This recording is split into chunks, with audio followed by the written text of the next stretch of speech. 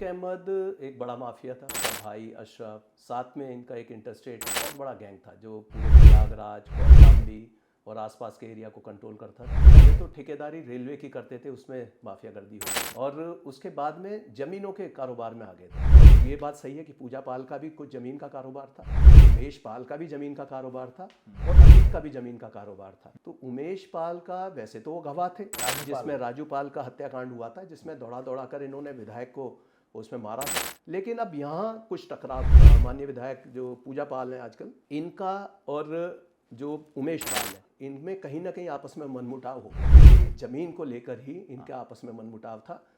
पूजा पाल को यह शक था कि उमेश पाल अतीक अहमद गिरोह से मिल गया, लेकिन उमेश पाल का ठीक विपरीत उल्टा कहना था। उनका कहना था कि पूजा पाल उनसे मिल गई है अतीक और हाँ, और 2-3 बार मुझे खुद सड़कों पे उतरना पड़ा। अच्छा, हाँ, जिसमें जो है लाठी नहीं, साथ में AK-47 लेके उतरना पड़ा। अतीक अहमद और पूजा पाल के पूरे नेक्सस को जानने वाले आईपीएस अधिकारी हमारे साथ हैं। प्रेम प्रकाश जी, आप वहां एडीजी जोन थे, सब किरदारों को बहुत नजदीक से आपने देखा। अतीक अहमद के साम्राज्य को आपने ध्वस्त किया, बुलडोजर चलाया, पूरी कहानी क्या है? अतीक अहमद एक बड़ा माफिया था। उसका भाई अशरफ, साथ में इनका एक इंटरस्टेट जो गैंग, बहुत बड़ा गैंग था जो पूरे प्रयागराज, कौशाम्बी और आसपास के एरिया को कंट्रोल करता था। और मुख्य इनका बिजनेस, पहले तो ठेकेदारी रेलवे की करते थे, उसमें माफियागर्दी होती थी, और उसके बाद में ज़मीनों के कारोबार में आ गए थे।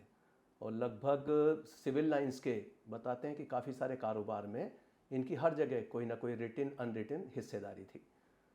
उसके बाद जो इनकी पत्नी है शाइस्ता परवीन, जो आजकल फ़रार है अभी भी, वो एक्टिव पार्टनर थी इनके गैंग में। क्योंकि कई बार जो अतीक अहमद की सिफारिश में, या इसके बच्चे भी सभी गुंडे थे, ये विद्यालय में ही, जो कॉलेज में जहाँ पढ़ते थे वहीं से इनकी शिकायतें आती रहती थी। अतीक अहमद के अतीक अहमद के लड़कों की भी, कोई शरीफ लड़के तो थे नहीं, बदमाशी करते रहते थे, तो वहाँ से भी अक्सर जो इनकी जो शिकायतें होती थी। और जो इनका साम्राज्य था वो तो अपने क्षेत्र में पूरा जानते ही हैं कि इनके पास गाड़ियाँ और छोटे छोटे शूटर और जो ज़मीनों का कारोबार है वो बहुत ही बड़ी संख्या में इनके पास में आदमी जुड़े हुए थे। क्योंकि कई बार हमने जब शिकायत पाकर इनके ऊपर रेड की तो रंगे हाथ कुछ प्रॉपर्टीज़ के ऊपर इसके जो गुर्गे हैं वो बैठे हुए मिले। अच्छा। एक मामले में तो मुझे खुद जाकर वहाँ पर रेड करनी पड़ी, क्योंकि उनसे शायद पता नहीं डरते थे या नेक्सस था कुछ अधिकारियों का। तो वहाँ जाकर रेड की तो लगे हाथ उसमें एक प्रॉपर्टी के ऊपर बैठा हुआ इसका पूरा गैंग मिल गया। उनकी गिरफ्तारी की गई और उनको जेल भेजा गया। तब बाद में पता चला कि ये अभी भी इस कारोबार में लिप्त है। मैंने फिर इनका जब पूरा रिकॉर्ड देखा, क्योंकि जो कार्रवाई होती है वो SSP के स्तर तक होती है प्रत्येक जिले में, लेकिन उसकी मॉनिटरिंग वहाँ पर IG रेंज के द्वारा और ADG जोन द्वारा समीक्षा की जाती थी। तो मैंने उसके लिए बैठक बुलाई और इसके गैंग के बारे में जब जानकारी की तो पता चला कि इनकी जो पहले प्रॉपर्टीज़ जो कुर्क की गई थी बहन जी के समय में, वो भी सब इनकी रिलीज हो चुकी थी। और इनकी शायद ही कोई प्रॉपर्टी थी जो उस समय कुर्क की गई हो, जबकि जो बीजेपी सरकार चलते हुए काफ़ी समय हो चुका था। मैं उससे पहले ADG जोन बरेली रह चुका था, ADG जोन कानपुर रह चुका था, उसके बाद मैं प्रयागराज आया था।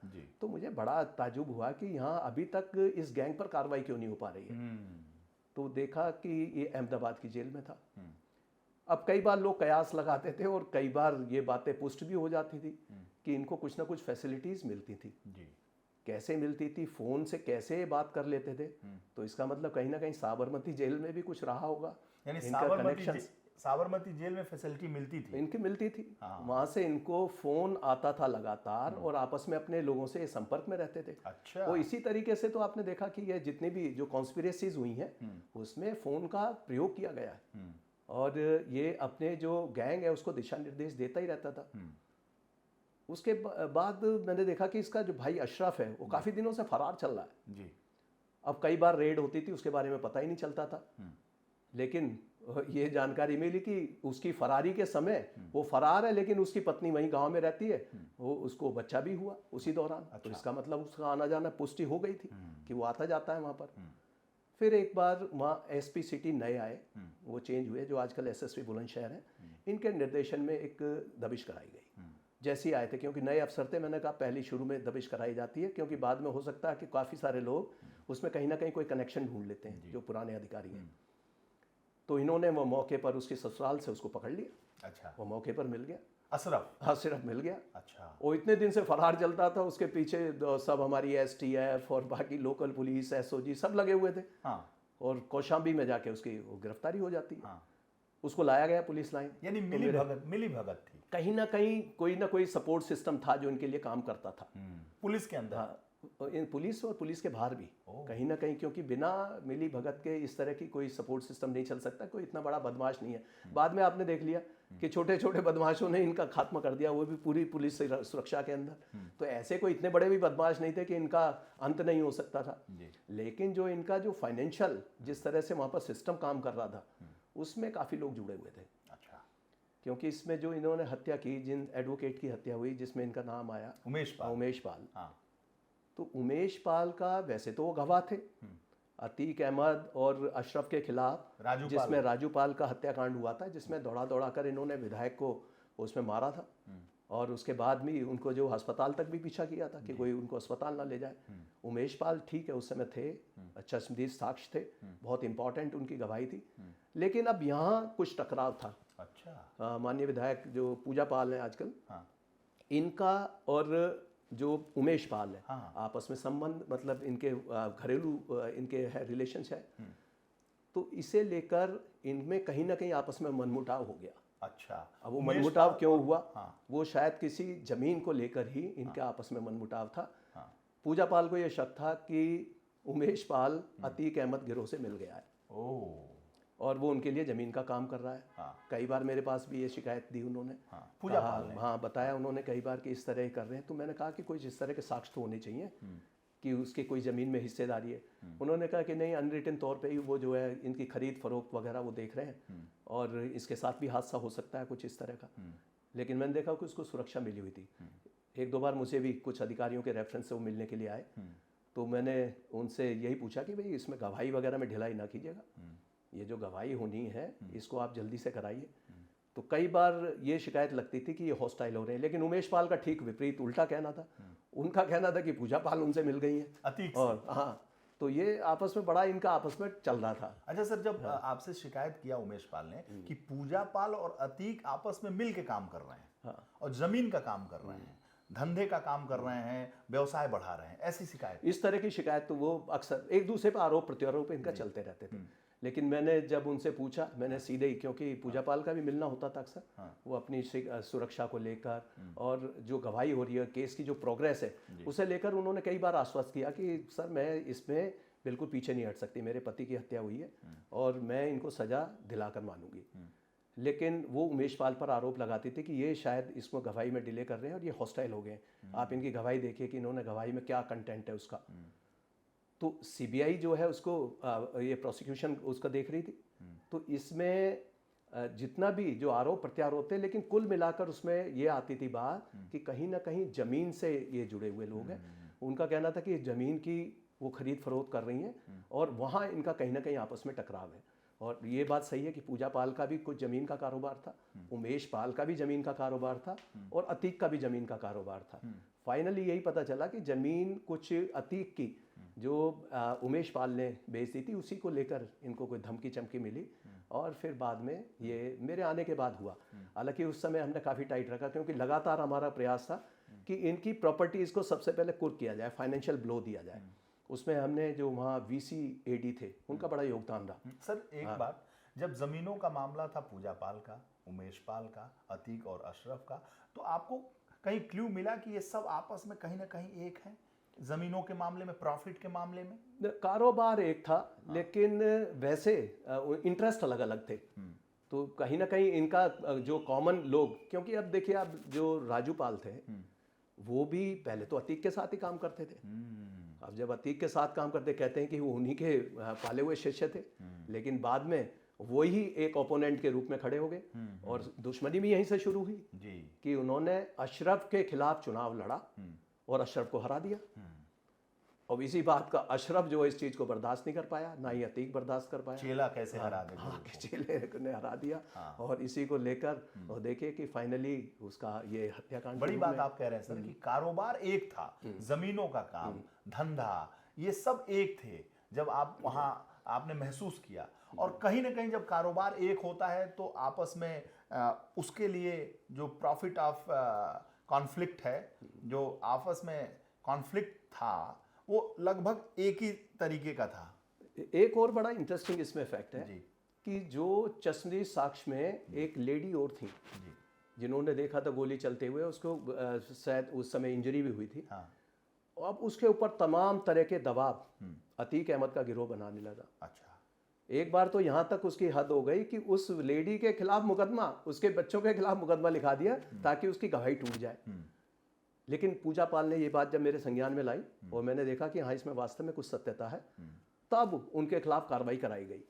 और ये लग गया था कि हाँ किसी ना किसी तरीके से गवाहों को तोड़ने की कोशिश कर रहे हैं और उसमें कुछ ना कुछ इस स्तर के अधिकारियों का भी हाथ है, तो उनके खिलाफ भी कार्रवाई की गई इसमें।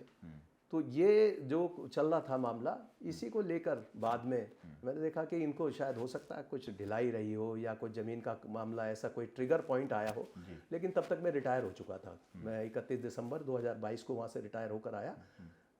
लगता तो था कि ये कभी ना कुछ होगा और मैं लगातार सतर्क भी करता रहता था और इनको सीधे सीधे भी वार्निंग देता रहता था कि अपने जो है आप आपस में कोई ये नहीं कि यहाँ पर गैंग वार हो जाए, ये सब अलाउ नहीं करेंगे। अच्छा कहते थे आप? हाँ, ये इनका, क्योंकि मेरी पूजा पाल से बात होती थी। साहिस्ता परवीन कई बार इधर उधर के लोगों से फ़ोन करा के कि मिलना चाहते हैं, बस एक बार मिल लीजिए। तो मैंने कहा कार्यालय में आ जाइए, मैं तो जन सुनवाई में सबसे मिलता हूँ, ये भी आ जाए अपनी एप्लीकेशन के साथ। तो अपने बच्चों को लेकर आई। तो एक दो लेडी और थी, पर्दानशी महिला, कि उन्होंने बताया कि ये एक ये अतीक अहमद की पत्नी है, वो मिलना चाहती हैं, भेजिए। आए तो मैंने, तब तक मेरे पास पूरा रिकॉर्ड था ही इनका। उन्होंने कहा साहब मेरे बेटों के साथ उनके साथ कोई जाति नहीं होनी चाहिए। तो हमने यही बताया कि जो भी कार्रवाई होगी लॉफुल होगी, लेकिन ये जरा अपने बेटों को बाकी को बता दीजिए कि कानूनी कार्रवाई में जो है सहयोग करें। अभी ये जो अशरफ भागा हुआ उसी को सरेंडर करा दें सबसे पहले तो। लेकिन वो 2-4 दिन में वो पकड़ा गया खुद ही। उसके बाद फोटो उसकी जब भेजी मेरे पास अरेस्टिंग में, तो कुर्सी पे बैठा हुआ था, तो सबसे पहले उसे कुर्सी से नीचे बिठाया गया। आपने? हाँ, मैं खुद गया उसको इंटरोगेट करने। तो पुलिस लाइन के आसपास देखा मैंने बड़ी भीड़, काफी सारे एडवोकेट्स, बहुत सारी गाड़ियां। तो सबसे पहले तो वहीं सख्ती शुरू की गई, क्योंकि ये इनका मॉडस ऑपरेंडी था कि जब भी कभी इनकी गिरफ्तारी हुई तो ज्यादा संख्या में लोगों को इकट्ठा कर दें। कई बार इन्होंने बवाल कराने की भी कोशिश की, क्योंकि वहाँ बहुत सारे लोग इनसे जुड़े हुए हैं। और 2-3 बार मुझे खुद सड़कों पे उतरना पड़ा। अच्छा। हाँ, जिसमें जो है लाठी नहीं, साथ में AK-47 लेके उतरना पड़ा। जिसमें लगा कि हाँ ये बदमाशी से बाज नहीं आएंगे। और कई जगह कभी पथराव की कोई घटना करा दी, कुछ ना कुछ प्रशासन पर दबाव बनाने का काम हमेशा करते रहते थे। तो इसको काउंटर करने के लिए केवल एक ही तरीका था कि इनके जो इतने भी गुर्गे हैं सब पर कठोर कार्रवाई की जाए।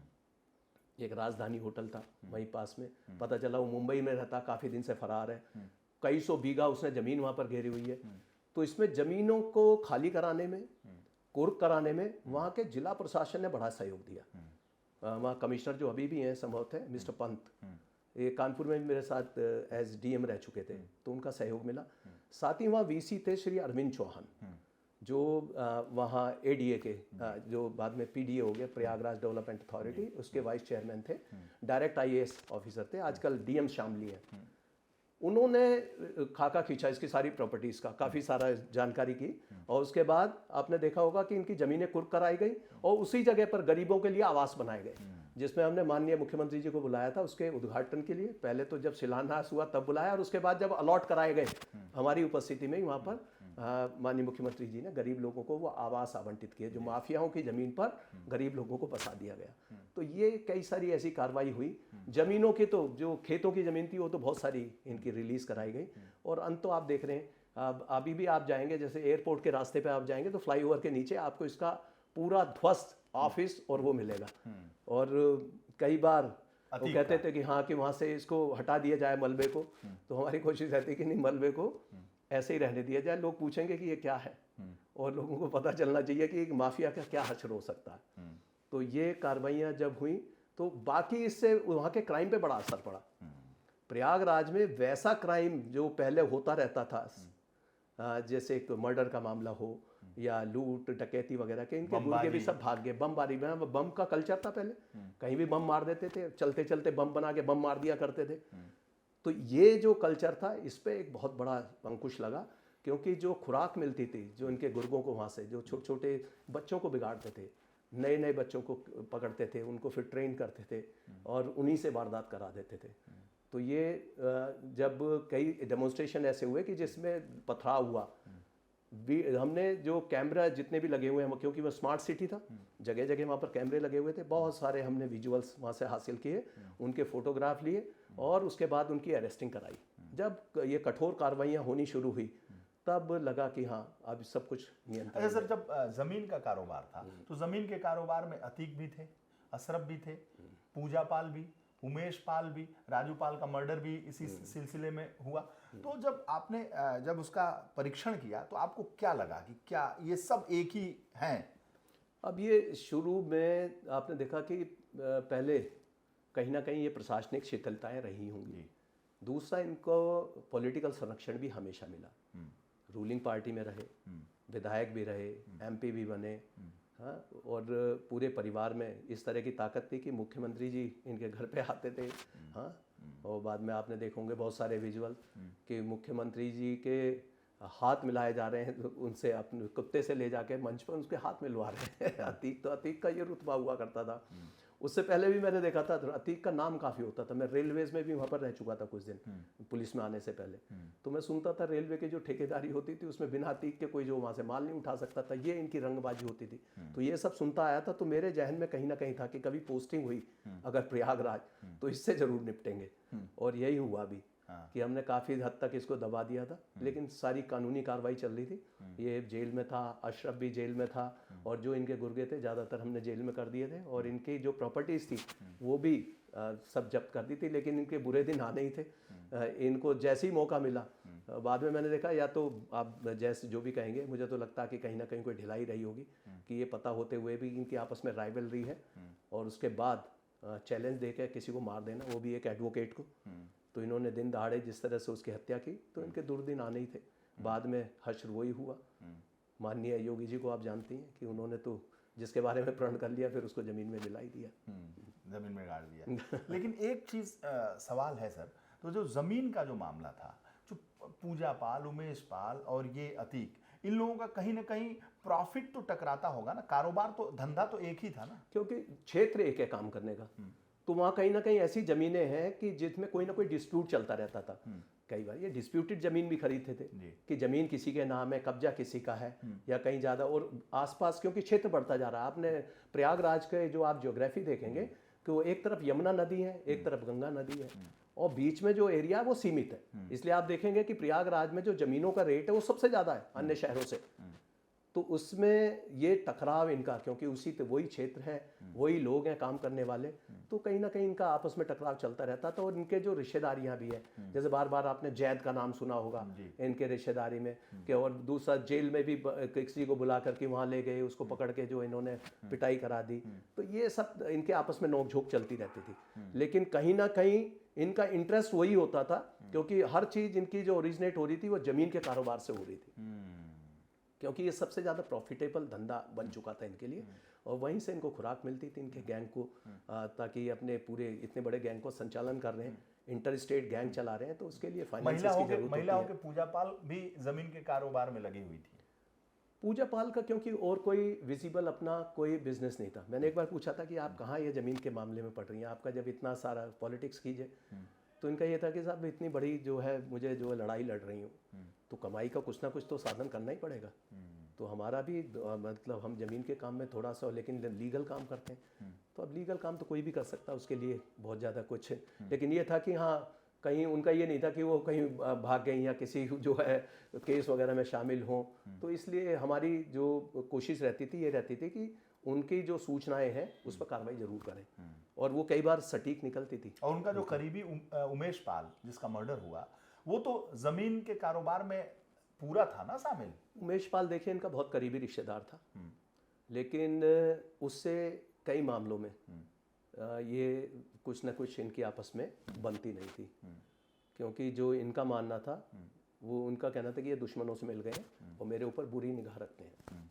तो ये एक बहुत बड़ा फैक्टर था, जिससे लगता था कि ये शायद उमेश पाल और ये आपस में नहीं मिल पाएंगे, और ये एक दूसरे को शक था। दोनों एक दूसरे पर आरोप लगाते थे कि ये अतीक से मिल गए हैं, वो कहते थे ये अतीक से मिल गए हैं, उमेश पाल कहता था कि पूजा पाल अतीक हाँ से मिल अतीक से गई। मिल गई हैं और ये जो है नहीं चाहती कि सजा हो। हाँ, और उधर उनका कहना था कि ये उमेश पाल अब अपनी गवाही से छूट रहे हैं, केवल गवाही को इसलिए डिले करना चाह रहे हैं कि इनको सुरक्षा मिली रहे, और सुरक्षा इसलिए इस्तेमाल कर रहे हैं कि वो जमीनों को कारोबार में उससे सहायता मिल रही है इन्हें, कि इनको सुरक्षा मिली हुई है। आप लोगों का स्कैनर तो बहुत हाई होता है, बहुत नजदीक से आप लोगों को पहचानते हैं। आपको क्या लगा सच्चाई जब एक दूसरे पे आरोप लगाते थे कि ये अतीक से मिल गए हैं, दो कहते थे वो अतीक से मिल गए, सच क्या लगा आपको? अब ये कहीं ना कहीं उसको जो केस चल रहा था ना, तो उसे लेकर सबसे ज़्यादा इनको चिंता रहती थी कि हमारी सुरक्षा बनी रहे, सुरक्षा बनी रहेगी तो कारोबार भी चलेगा।